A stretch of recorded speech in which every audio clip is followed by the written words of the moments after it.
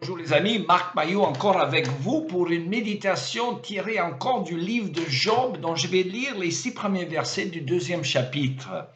Un autre jour où les anges de Dieu se rendirent au conseil de l'Éternel, Satan, l'accusateur, vint aussi parmi eux au conseil de l'Éternel. L'Éternel lui demanda, d'où viens-tu donc? Et celui-ci lui répondit, je viens de parcourir la terre de la sillonner. Et l'Éternel reprit, as-tu remarqué, mon serviteur Job, il n'y a personne comme lui sur la terre. C'est un homme intègre et droit et un homme qui révère Dieu et qui évite de mal faire. Il persévère toujours dans son intégrité. C'est pour rien que tu m'as incité à l'accabler. Mais Satan répondit, po. Tout ce qui est à lui, l'homme y renoncera en échange de sa vie. Mais porte donc la main sur son corps et l'on verra s'il ne te maudit pas en face. L'Éternel dit à Satan, il est dans ton pouvoir, mais épargne sa vie. Et j'arrête la lecture là. Alors, bonne année et bonne santé. Nous nous souhaitons au début de l'année chaque année. Et souvent, les gens surenchérissent en disant quelque chose comme « surtout bonne santé », car cela est le plus important. Et ils ont raison, en fait, parce qu'il vaut mieux être pauvre et de bonne santé que d'être riche et en mauvaise santé. La santé est donc la plus grande richesse terrestre. Mais qu'en est-il de la santé spirituelle que je définis comme la paix de l'esprit de celui qui a confiance en l'amour de Dieu, quelles que soient ses circonstances sur la terre? Cela vaut encore mieux que la bonne santé physique que nous allons tous perdre un jour. La santé peut être donc notre plus grande bénédiction terrestre dans ce monde déchu où beaucoup ne l'ont pas, hélas. Mais parfois, nos infirmités physiques sont voulues par Dieu quand elles servent à nous rapprocher de lui.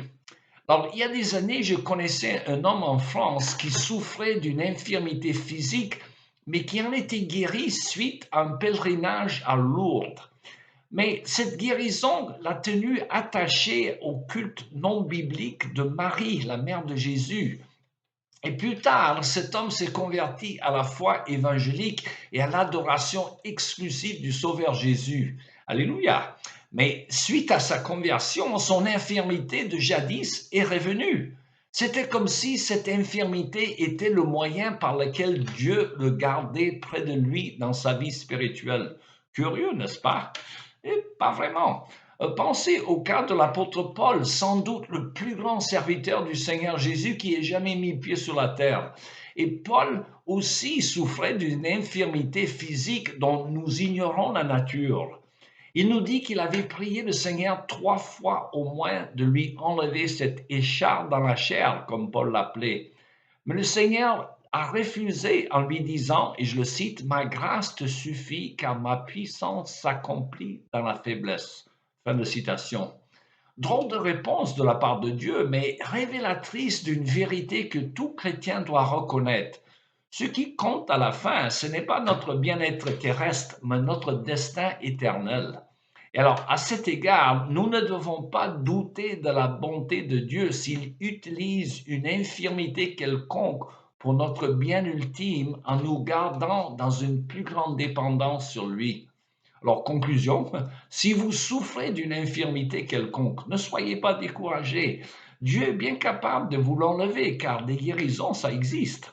Mais si il ne vous guérit pas, il faut plutôt essayer de discerner la raison de cette infirmité, car la puissance de Dieu se manifeste à travers notre faiblesse.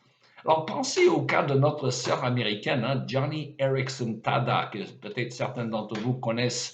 C'est une femme paraplégique depuis plus de 50 ans, mais qui est devenue une grande source de bénédiction pour des milliers, peut-être des millions de gens à travers le monde par ses exhortations. Alors, comme tous les chrétiens, cette femme sera un jour délivrée de ses infirmités. Mais pour l'instant, Dieu s'en sert pour sa gloire et l'avancement de son royaume. Alors, est-ce que vous souhaitez bonne année et bonne santé quand même, et à la prochaine.